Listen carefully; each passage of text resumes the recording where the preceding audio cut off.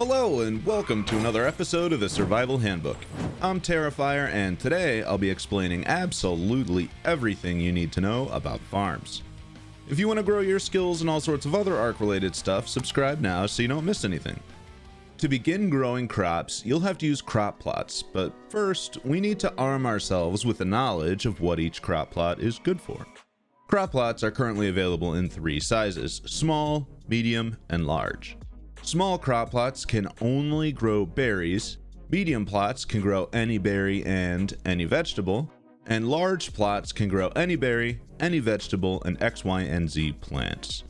Regardless of the plot size used, berries will always yield up to 300 of whatever berry was planted.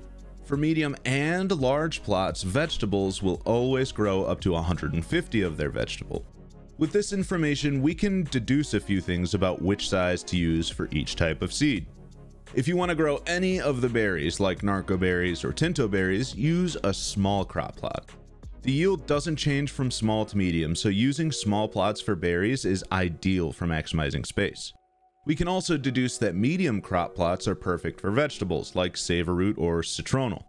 Again, both medium and large crop plots will yield a maximum of 150 of whatever vegetable is being grown.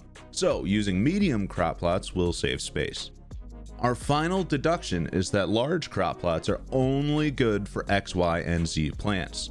In simpler terms, small plots are good for berries, medium plots are good for veggies, and large plots are good for X, Y, and Z plants. Cool? Cool. Moving on.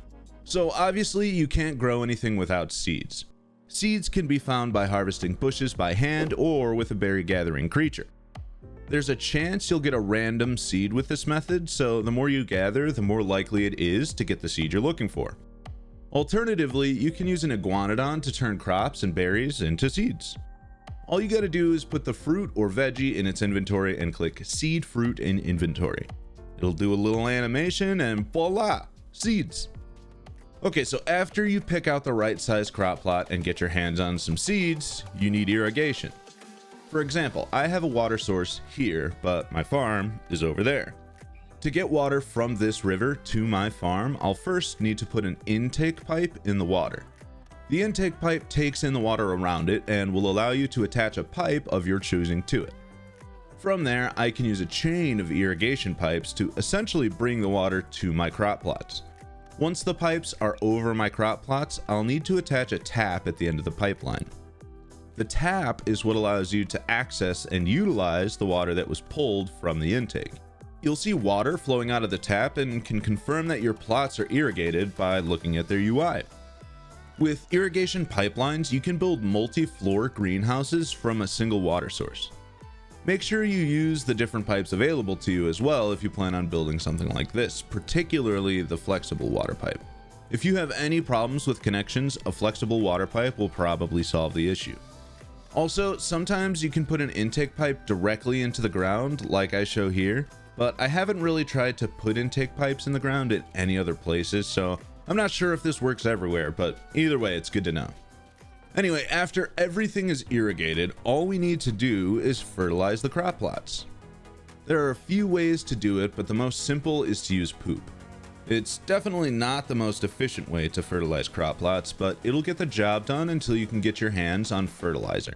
There are a few ways to get fertilizer, so let's go over them quickly. The first and least effective method is to use a compost bin. It'll take 50 thatch, 3 poops of any size, and about 50 minutes to produce 1 fertilizer. Unfortunately, a compost bin can only produce a maximum of 1 fertilizer every 50 minutes, and if you have a lot of plots, that's probably not enough. That leads us to the second method, dung beetles. Dung beetles can be passively tamed by feeding them poop, preferably large poops. After that, make sure they're in an enclosed pen, because if you want them to make fertilizer, you'll have to allow them to wander. Once they're allowed to wander, they'll start producing fertilizer if you put poop in their inventory, and it only takes 15 minutes to convert a batch of number 2 to fertilizer.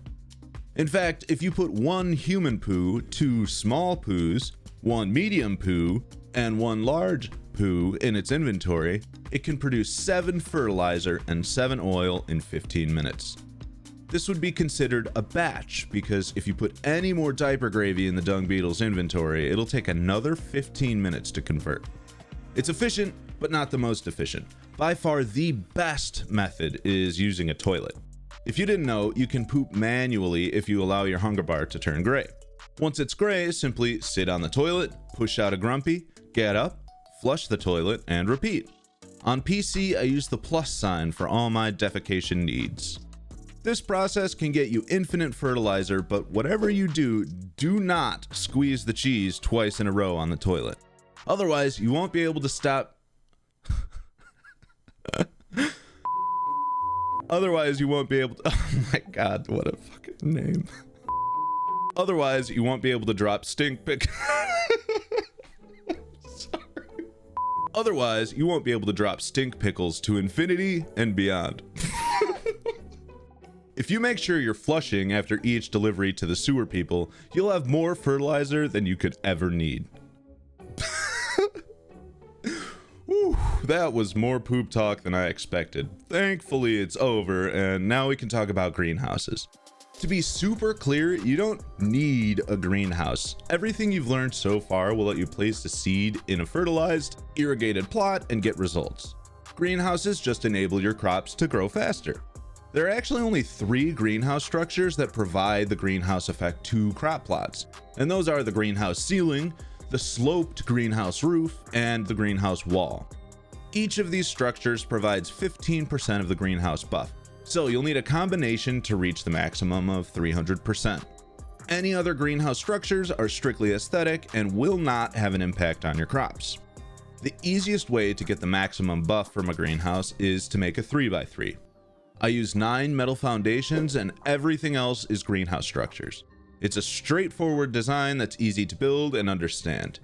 Your walls can be 1 high with some slanted roofs to maximize the effect. Once you've fully irrigated the greenhouse, it should look something like this.